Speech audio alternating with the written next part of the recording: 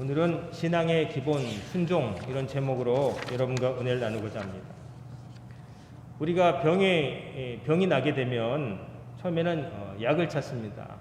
그리고 안 되겠다 싶으면은 이제 병원까지 가게 되는 거죠. 자, 병원에 찾아오는 사람들의 병은 다 다르죠. 증상도 다르고. 근데 바라는 바는 똑같이 하나입니다. 뭔가요? 병이 낫는 거잖아요.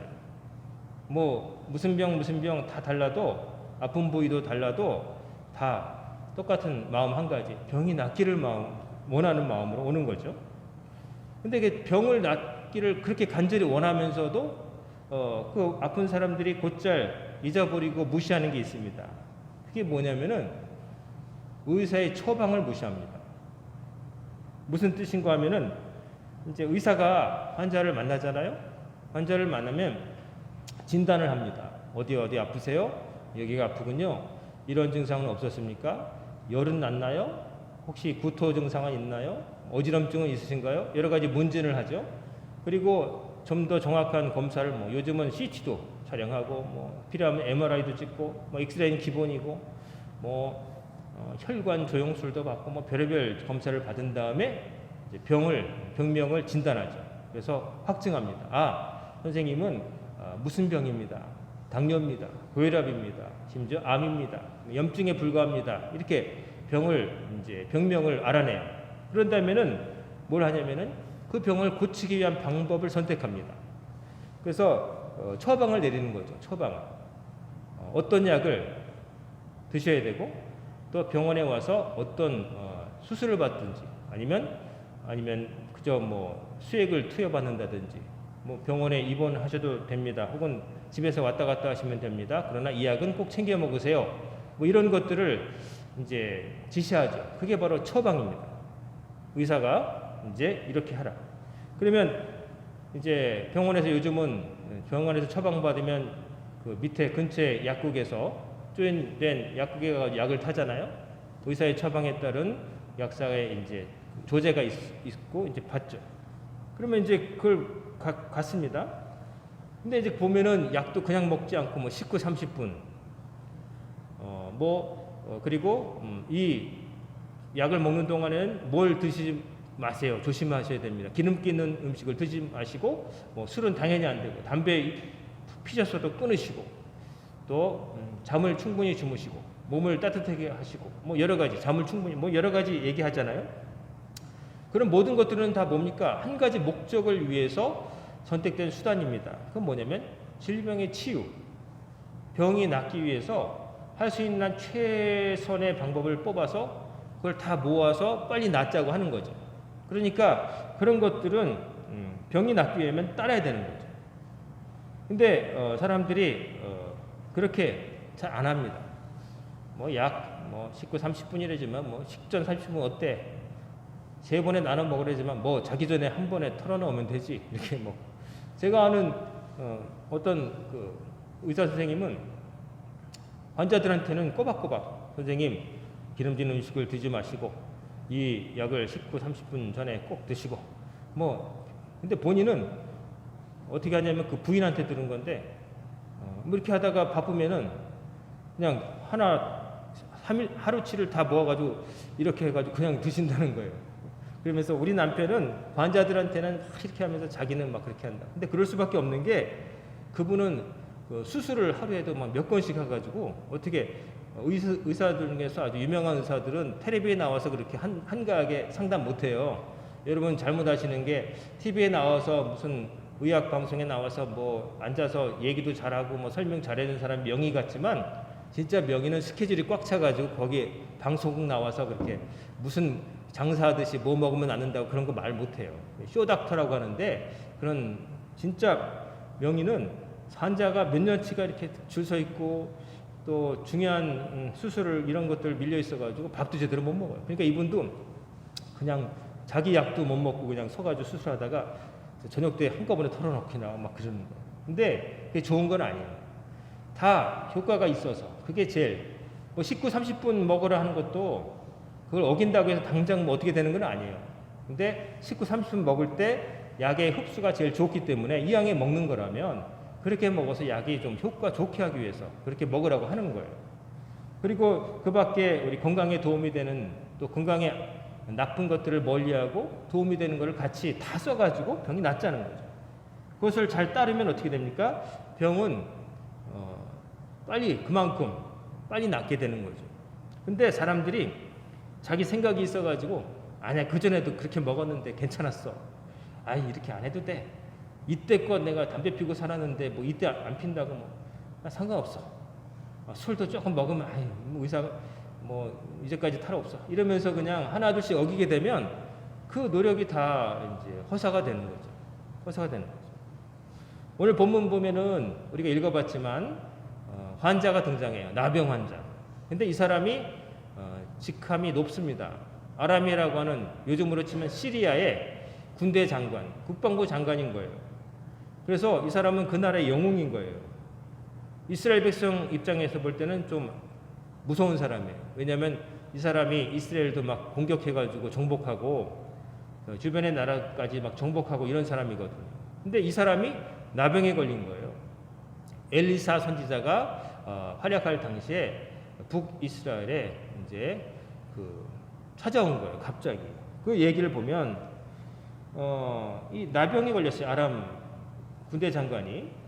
근데 나병은 쉽게 나는 병이 옛날에도 아니었지만 거의 더 옛날에는 뭐 걸리면 거의 힘든 병이었죠. 나병이 무서운 이유는 일단 뭐 걸리면은 요즘은 나병이라고 안 하고 옛날에는 문둥병이라고 막 그렇게 얘기했고 그 다음에 나병 지금은 한센병이라고 그러잖아요. 근데 그 병에 걸리면 막 사지 말도 안에 감각이 사라지고 손가락 막 마디가 떨어져 나가도 모르고 불에 데워도 모르고 코도 문드러져서 콧구멍만 sak 남고 얼굴 모습이 기괴해지고 죽기도 하고 진물도 나고 그렇죠. 그러니까 이제 참 개인으로서도 힘든 거잖아요. 참 살기가. 근데 또 한 가지는 뭐냐면은 이게 전염성이 있다는 거죠. 요즘 코로나처럼 이제 혼자 걸려서 죽는 게 아니라 다른 사람에게까지 전파가 가능하다는 게 이 나병의 무서운 점이에요. 그래서 구약 율법을 보면 나병이 걸렸다고 판단되면 제사장에게 가가지고 여러 번 보인 다음에 확증이 되면은 집에서 못 살아요. 자기 집에서 못 살고 무조건 격리돼야 됩니다. 요즘도 그렇게 하잖아요. 근데 옛날에 뭐 격리, 병실 이런 게 없으니까 마을이 있으면 마을에서 떨어진 데서 저 멀리서 살아야 돼요. 그리고 돌아다닐 때 어떻게 되냐면은 입으로 손을 가리면서 나는 나병 환자요, 나병 환자요 이렇게 말을 하게 돼 있어. 그러니까 저쪽에서 오는 사람들이 가까이 오지 않도록 자기 스스로 나는 나병이 걸렸어 말할 의무가 있었던 거예요. 그러니 참 고통스럽죠. 자기 몸도 망가졌는데 집에서 떨어져 나와서 살아야 돼요. 성경에 보면 예수님께서 10 나병 환자 고쳐준 이야기가 있잖아요. 나병 환자들은 나병 환자끼리 쫓겨나서 모여 살았을 거예요. 그렇죠? 우리도 인천 부평에 가면은 옛날에 나병 환자 촌이 있었어요. 아시는 분은 아시겠지만 나병 환자들이 그러니까 이제 나았어도 혹시나 몰라서 막 코도 없고 손가락도 그렇고 그러니까 그분들이 모여 사셔서 닭을 길러서 이제 그분들이 달걀을 팔아서 나환자촌에서 나온 달걀이라고 그랬던 것도 기억나고 그리고 그 부평 지금도 뭐 가면은 부평 어디인가는 피부병에 잘 드는 약을 파는 데가 있다는 소문이 있었어요. 왜냐하면 나병 환자들에게 쓰는 약은 독한데 그 독한 약이 옛날에 요즘은 별리지만 요즘은 다 미제라고 해서 좋은 거 아니지만 옛날에 미제약 하면 최고였잖아요. 미제약이 있다고 그래가지고 무좀이나 기타 이상한 낫지 않는 피부병 있을 때 그 나병 환자촌에 가면은 그 약국 같은 데 가면은 좋은 약 구한다고 그랬었어요. 그러니까 이 나병이라는 거는 걸리면은 지위 고하를 막론하고 그냥 모든 것을 내려놓고 떨어져야 되는 거예요. 이스라엘 왕 중에도 유다 왕 중에도 나병에 걸린 왕은 그 관 뚜껑 위에다가 이는 나병의 환자의 관인이 열지 말지어다 이렇게 글까지 새겨 넣었다고 그래요. 그래서 그 병에 걸렸을 때 왕인데도 불구하고 뒷방에서 쓸쓸히 죽어갔다는 이야기가 있어요. 아무도 돌보지 않고 가면은 걸리니까요. 그래서 이 군대 장관 나하만이라는 사람이 졸지에 이 병에 걸리고 만 거예요. 어제까지 전쟁이 영웅이고 임금이 가장 신뢰하는 신하였는데 나병에 걸리니까 참 큰일이 난 거죠. 아람 나라로서도 귀중한 인재가 어떻게 될지 모르니까. 그러니까 이제 아람에서도 발칵 뒤집혔겠죠. 나아만 장군은 당연하고. 그래서 어떻게 할까 이제 전전긍긍하고 있는데 나아만 장군 집에 조그만 어린 여자의 종이 있었어요. 근데 얘가 어디 출신이냐면 북이스라엘 출신인 거예요. 그 아람 나라가 북이스라엘 정벌할 때 전쟁에서 승리하고 포로로 잡아가지고 종으로 삼았는데 그 아이가 나아만 장군 집에 그 나아만 장군의 부인의 시종을 두는 여종으로 와 있었던 거예요. 그런데 이제 주인인 나아만 장군이 그 나병에 걸렸잖아요. 근데 이 이스라엘 출신의 여자애가 조언을 합니다. 내 나라에 하나님께서 쓰시는 큰 선지자가 계신데 그분에게 가시면 나을지도 모릅니다. 이런 얘기를 해줬다는 건 뭐냐면 나아만 장군 집에서 그 아이를 아주 홀대하고 막대하진 않았는 것 같아요. 그렇죠? 그랬으면은 아이 잘 죽어라 그랬을 거 아니에요. 근데 그게 아니라 내가 모시고 비록 적으로 만나서 내 나라를 짓밟고 나를 노예로 끌고 왔지만 후하게 됐나 봐요. 그러니까 가만히 있질 않고 저희 나라에 엘리사라고 하는 큰 선지자가 있는데 그분께 가보세요. 그 얘기를 한 거죠. 근데 그 얘기를 했을 때 놀랍게도 나아만 장군이 말을 들어요. 그 말은 어떻게 보면 정말 절실했구나. 백방으로 이미 손을 써봤는데 안 되니까 그랬을 거 아니겠어요? 나 훨씬 더 센 나라였는데 자기 나라하고 전쟁에서 진 나라에서 포로로 잡아온 애가 한 말을 장군이 그래 네 말대로 해보자. 이게 보통의 상황이라면 일어날 수 없는 상황이에요. 즉 뭐냐면 백방으로 다 해봤는데 고칠 리가 없었던 거예요. 근데 자기 집에 그 작은 여종이 자기 나라에 그런 사람이 있다는 거죠. 만나보시라고. 그러니까 지푸라기라도 잡는 심정으로 모든 거 다 내려놓고 환자가 되니까 뭐 지 별 수 있나요? 그러니까 그 말을 듣습니다. 그래서 왕한테 얘기하는 거예요. 임금이시여 제 병을 고칠 만한 사람이 저 북이스라엘 땅에 있다고 하는데 제가 다녀오겠습니다. 허락해 주옵소서. 그러니까 아람 왕이 어떻게 합니까? 그래요? 자기도 어떻게 해줄 수가 없잖아요. 귀중한 인재니까 그럼 다녀오시오. 그러면서 친서까지 써줍니다. 북이스라엘 왕한테 우리 아람 장군 우리 귀한 사람이니까 좀 잘 고쳐서 돌려보내길 바라오. 그리고 선물까지 들려서 보내는 거죠. 그래서 나아만 장군이 자기 나라 임금이 써준 국서를 들고 또 선물을 들고 이제 호위병과 더불어서 북이스라엘을 방문합니다. 방문해가지고 얘기를 하니까 이스라엘 왕은 어떻겠습니까? 마른 하늘에 날벼락이죠. 고칠 수 없는 병을 걸렸다고 해놓고서 장군을 보낸 다음에 고쳐내라. 이 말은 뭐냐면 못 고치면 너희는 끝난다. 이런 협박 같은 거잖아요. 그러니까 우리나라 옛날 얘기 보면은 뭐 중국의 어떤 나라가 우리나라 작은 조선을 핍박하기 위해서 뭐 사신을 보내가지고 몇 가지 수수께끼를 내서 맞추면 살려주고 못 맞추면 쳐들어온다. 뭐 이런 얘기처럼 이 꼬투리 잡기 위해서 보낸 것 같잖아요. 그러니까 이 왕이 그냥 울고 불며 옷을 찢고 막 우리는 망했어. 완전히 이거는 저 아람 나라 왕에게 당한 거야. 막 이러면서 그러고 있다는 소식이 엘리사 선지자의 귀에까지 들리는 거죠. 한심하죠. 그러니까 엘리사 선지자가 걱정하지 마시라고 나에게 보내기만 하라고. 그러니까 이제 왕은 기뻐가지고 어떻게든 되겠지 싶어서 나아만을 이제 그리로 보내줍니다. 그래서 나아만이 이제 엘리사 선지자가 사는 데까지 갔어요. 갔는데 자기가 간다고 그랬는데 임금이 보냈는데 지금 두 나라 임금이 연루가 된 거잖아요. 이 사람을 고치기 위해서. 근데 자기 생각에는 엘리사라고 하는 그 사람이 그래도 산 밑에 내려와가지고 공손하게 두 손을 모으고 어서 오시옵소서 뭐 이렇게 할 줄 알았는데 자기는 정말 속된 말로 코빼기도 안 보이고 사원 하나 보내가지고 딱 있는 거예요. 너무 초라한 영접인 거예요. 뭐 그건 기분 나쁘다 치고 그 하는 말이 저기 보이는 저 개울가 요단강이라 그러는데 저는 안 가봤지만 사진이나 다녀온 사람들 의하면 뭐 옛날엔 좀 컸을지 모르지만 요단강이 굉장히 초라합니다. 조그맣니다. 저도 그 중국에 갔을 때 두만강 두만강 푸른 물에 뭐 노젓는 뱃사공 뭐 노래도 있잖아요. 두만강을 가봤더니 정말 개울이에요. 좀 넓은 개울. 그냥 공중공중 이렇게 헤엄 못 쳐도 좀 이렇게 하면 건너갈 수 있는. 제가 저 건너편 강까지 여기서 우리 저 로비 저 끝보다 조금 더 멀까요? 그런 부분도 있어요. 그래가지고 맞은편에 그 북한군 병사도 숨어 있는 것도 보고 그랬었어요. 자, 그런 근데 물도요, 우리가 생각하면, 요단강에 예수님 세례요한도 막 세례하고, 뭐 물이 막 푸르고 뭐 관광지처럼 거의 뭐 흙탕물보다 좀 나은 수준? 그냥 그런 물이에요.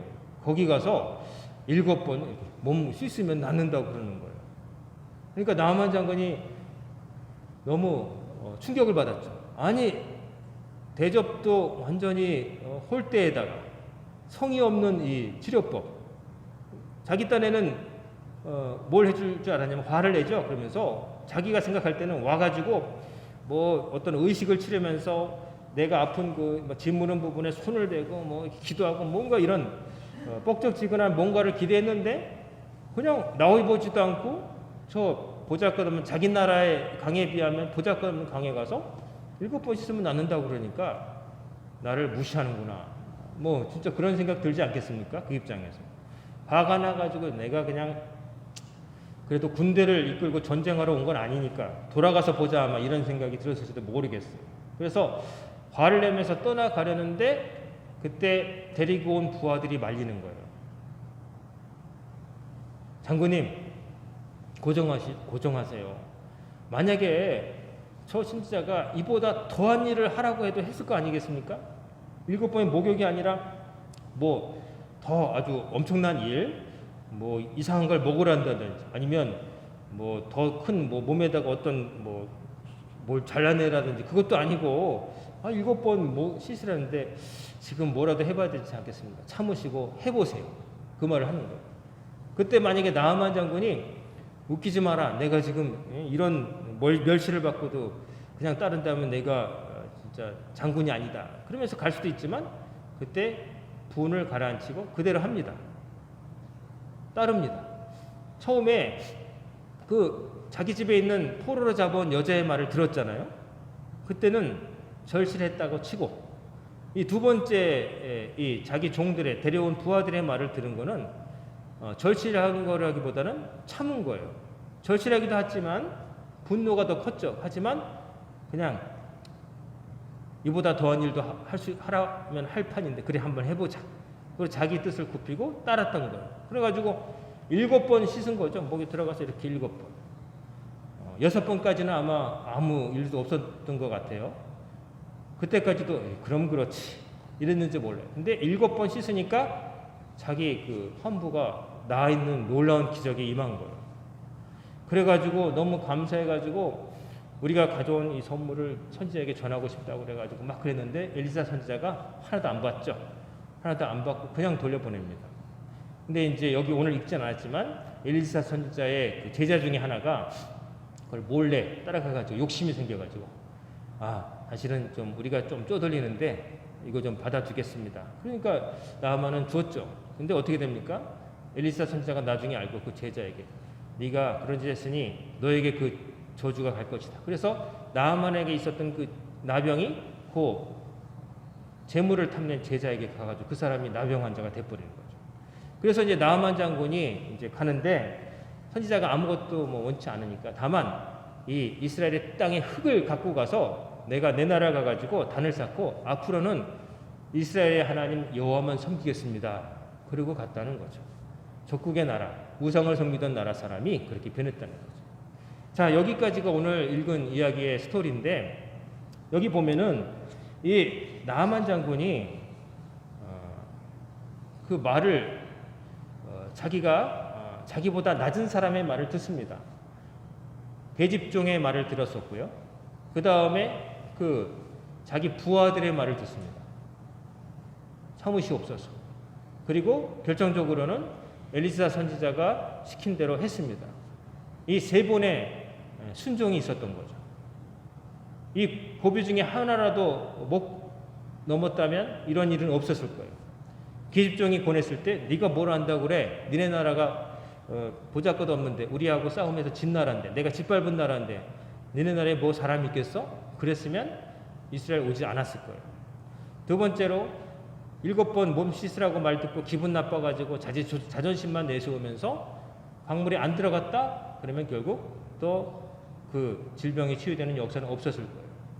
그리고 결과적으로 엘리사 선지자가 한 대로 하나님께서 하나님의 사람이 시킨 대로 하지 않았더라면 그는 낫지 못했을 거예요. 하지만 그가 나아만이 어쨌든 해냅니다. 따랐습니다. 그랬더니 자기 누구도 못 죽였던 질병이 낫게 되는 거죠.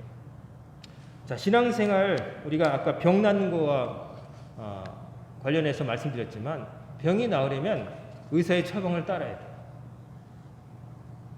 거기 따르지 않고 나도 의학적 지식이 제법 있는데 내가 뭐 인터넷에서 찾아보니까 뭐 요즘 의사들이 제일 싫어하는 게 환자가 와가지고 지가 지병 다 진단하고 와가지고 제가 인터넷 보니까 이런 거 같은데 이거 아니에요 의사 선생님?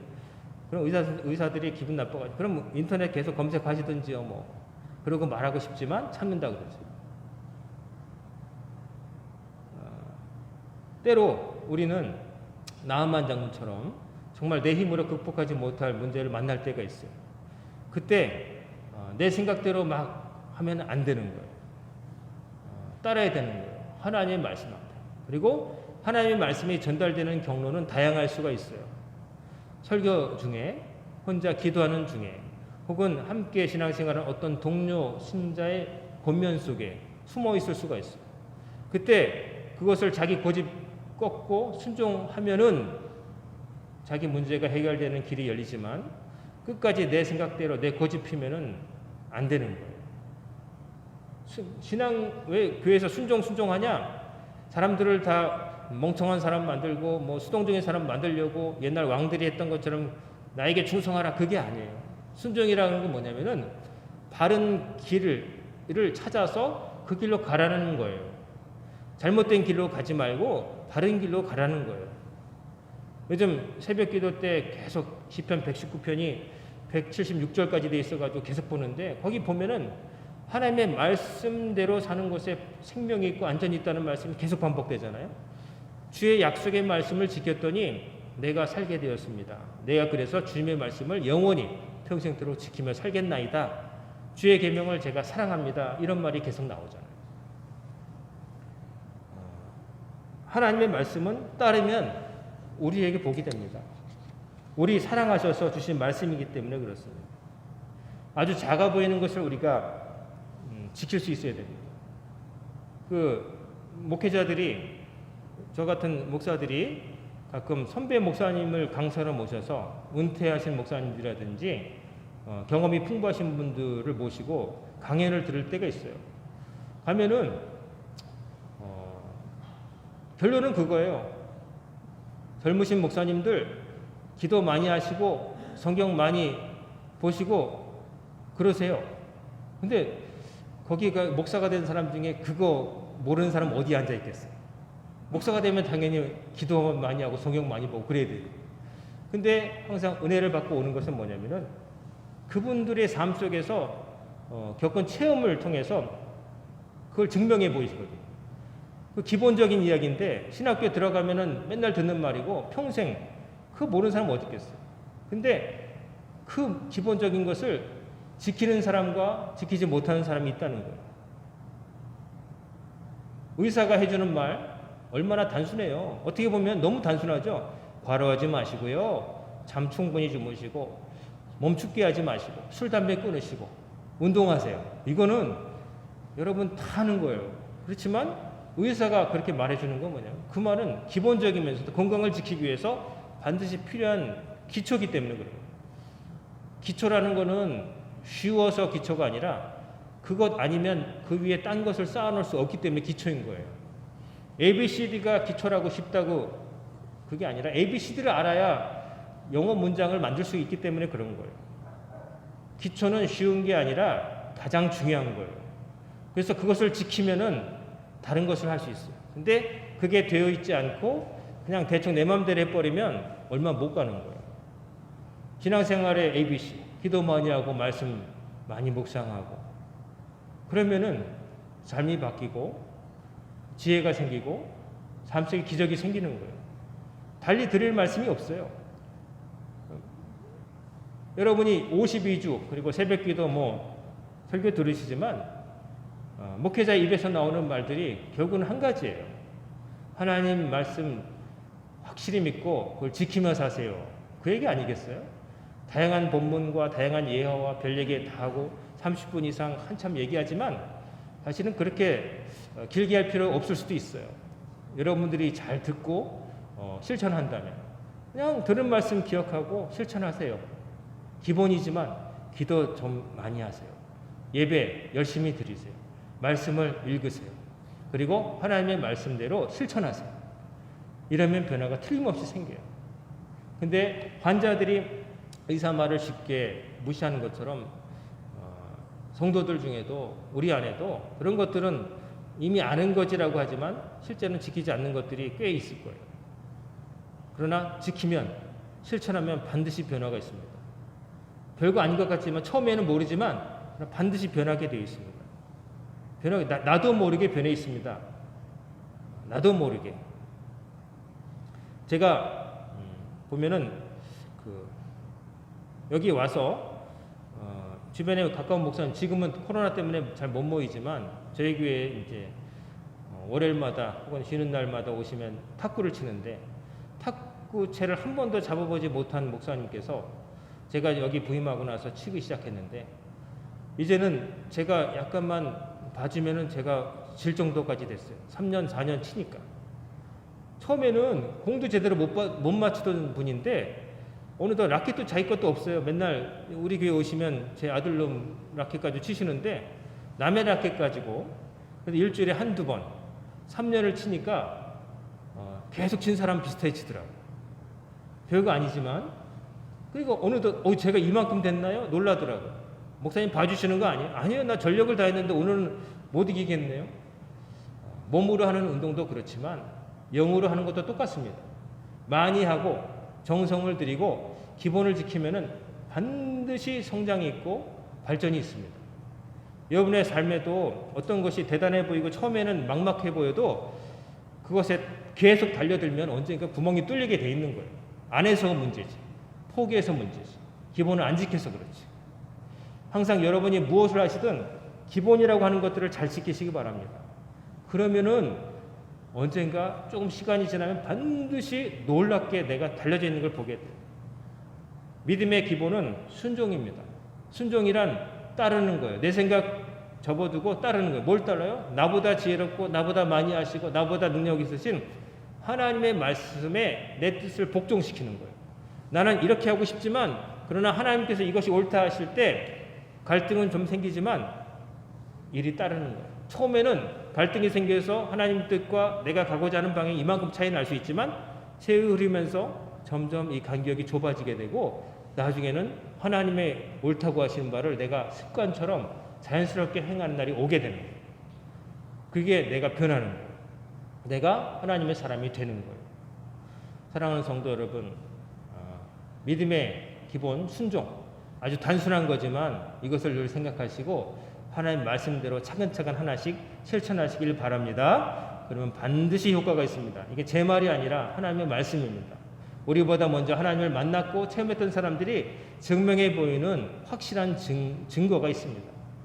이번 한 주간도 여러분 세상에 나가서 사실 텐데 하나님의 말씀을 기억하시면서 선택을 하실 거예요. 무슨 일을 만나면 이렇게 될까 저렇게 될까? 그럴 때 무조건 직진하지 마시고 한번 생각하세요. 내가 이제까지 신앙의 생활하고 성경을 읽어보고 살아온 결과 어느 쪽이 하나님께서 괜찮다고 하실까 한번 생각해 보시고 그 다음에 하나님께서 옳다고 하신 방향으로 나가시면 틀림이 없을 겁니다. 바라옵기는 믿음의 기본인 순종을 비롯해서 신앙생활의 기본을 차근차근 다 지키시고 전진하심으로 발전이 있고 성장이 있고 진정한 형통함을 누리시는 성도님들 다 되시기를 주의 이름으로 축원합니다. 아멘. 기도하겠습니다. 사랑과 은혜가 충만하신 아버지 하나님, 오늘도 저희들을 주의 전으로 불러주시고 말씀 앞에 서게 하셨음을 감사드립니다. 믿음의 기본인 순종을 실천함으로 저희들이 하나님 뜻을 따르며 삶의 변화가 생기고 또 삶의 형통함이 체험되는 놀라운 역사가 일어나게 하여 주시옵소서. 삶의 모든 부분에 기본을 잘 지켜야 잘 되는 것처럼 믿음의 기본도 잘 지키게 하심으로 주님을 더 가까이 모시고 주님의 은혜를 더 많이 누리고 복되게 살아가는 광연의 권속들이 다 되게 하여 주시옵소서. 이 모든 말씀 우리 주 예수님의 이름으로 간절히 기도드리옵나이다. 아멘.